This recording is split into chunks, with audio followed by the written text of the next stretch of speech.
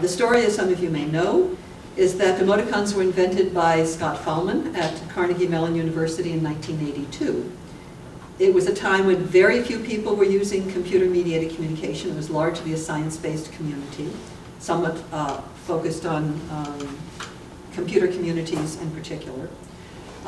There was an enormous amount of joking and sarcasm in that community, and there was concern, there was an incident about pretending that, or asking empirically, or asking hypothetically, what would happen if such and such an elevator became radioactive?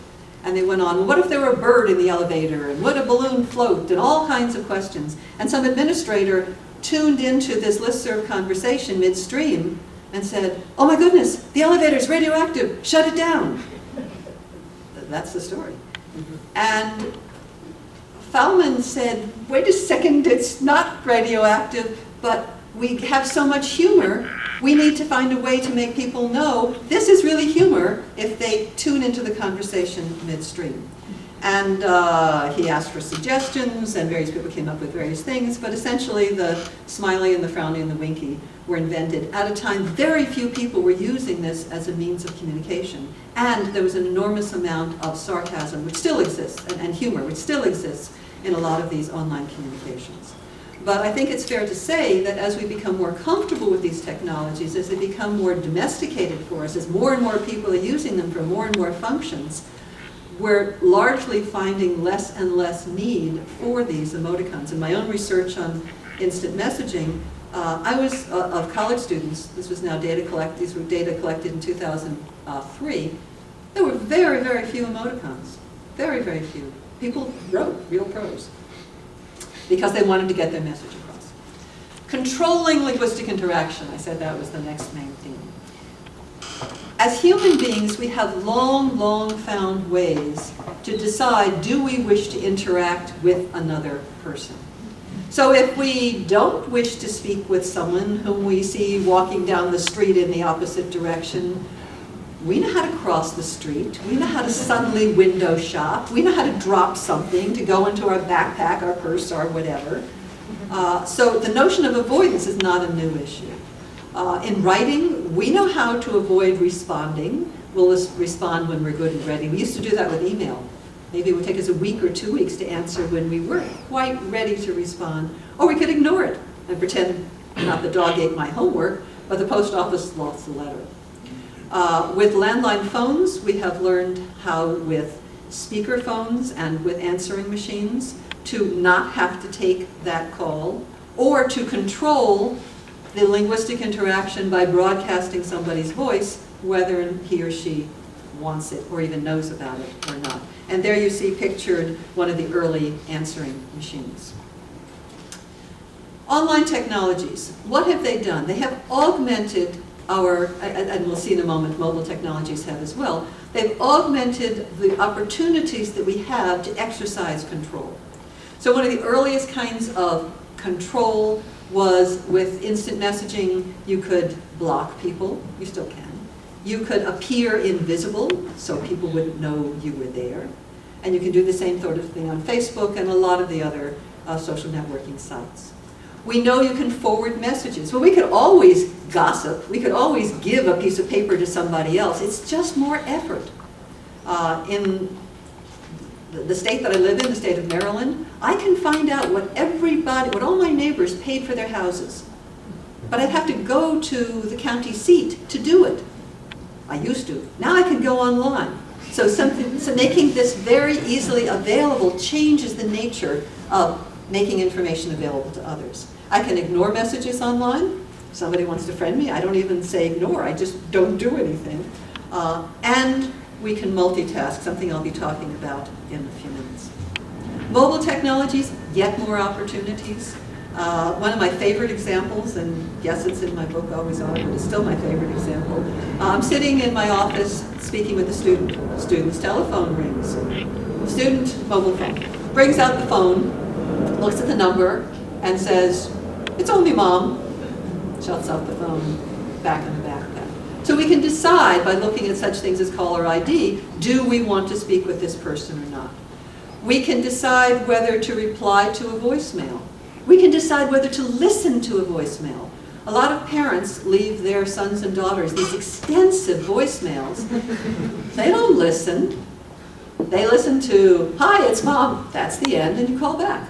Or these days, they simply see missed call, and they don't bother with voicemail at all. One of my favorite new tools is called Trap Call.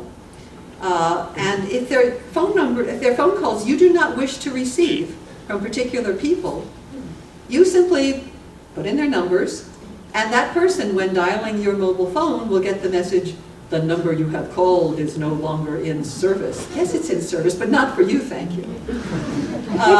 Then there are fake calls. You really want to get out of this meeting, and how are you going to politely do it? Well, you have a service called Fake Calls. It's an iPod application. One of my students told me about it. Go look, and maybe it's 50 cents, I don't know. And it will ring and call you. "Oh, I'm sorry, I have to go take that call." And then there is something that's even a little more dangerous called ID spoofing. So you can call, and your voice comes out sounding like Barack Obama, or Madonna, or whomever you have programmed it to sound like. And you may end up giving away money, compromising, whatever, because you believe the call has come from someone that hasn't. It's easy technology now. You don't need a studio to make it happen. One of the questions I got interested in about 2 years ago was to what extent these control mechanisms that I knew from the United States applied in other countries. So I posed a broader question of the extent to which mobile phone use in particular reflected cultural differences. Now, I know it's exceedingly difficult to distinguish between culture and nation.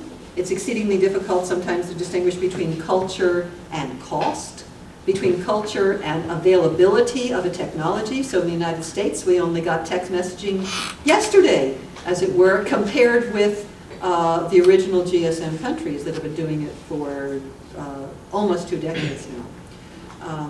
But nonetheless, I said, how do I ask this question? So I put together a study. I said, Dong, you're called the American University Cross-Cultural Mobile Phone Project. Why not? So what was this project about? The goal was to try to understand how a certain demographic, namely university students, and I took between the ages of 18 and 24, from different parts of the world, different language groups, different familiarities with technologies, to what extent could you at least find correlations, and then you take a big gulp and a big leap, and maybe causal relationships between cultural factors and technologies. Talked about the caveats already.